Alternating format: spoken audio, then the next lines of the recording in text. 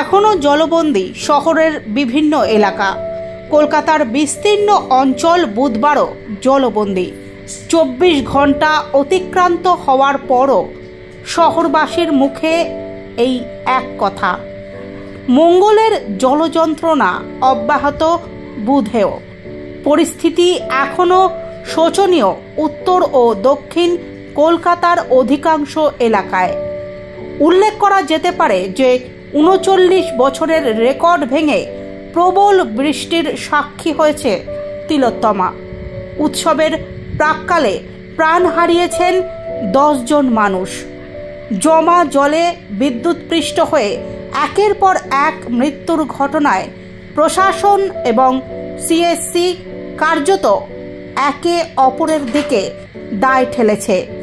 Mayor Firhad Hakim বলেছেন, ছোটবেলা থেকে এমন ভয়াবহ বৃষ্টি তিনি কখনো দেখেননি।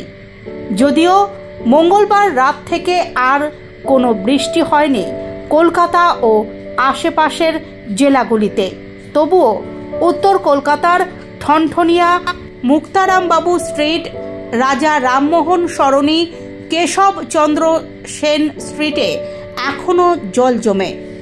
দক্ষিণ কলকাতার টেগর পার্ক, রাসবিহারী অ্যাভিনিউ, পাম অ্যাভিনিউ, রবীন্দ্র সদনের এলাকা সহ একাধিক রাস্তায় জল দাঁড়িয়ে আছে। নিউ গড়িয়া আবাসনের ভেতর জলমগ্ন। জল জমে আছে ভিআইপি বাজার এলাকাতেও। কলকাতা পুরসভা সূত্রে খবর, রাতের মধ্যেই বহু এলাকায় জমে থাকা জল নেমে যায়। কিছু জায়গায় জল জমে আছে। যুদ্ধকালীন পরিস্থিতিতে সেই জল নামানোর কাজও চলছে। বুধবার দুপুর 2টো নাগাদ এমনটাই জানা গিয়েছে কলকাতা পুরসভা সূত্রে। তবে গঙ্গায় জোয়ারের কারণে জল বেশি থাকায় লকগেট বন্ধ ছিল, ফলে গতকাল দীর্ঘ সময় জলবন্দী হয়েছিল মহানগরের বিস্তীর্ণ এলাকা।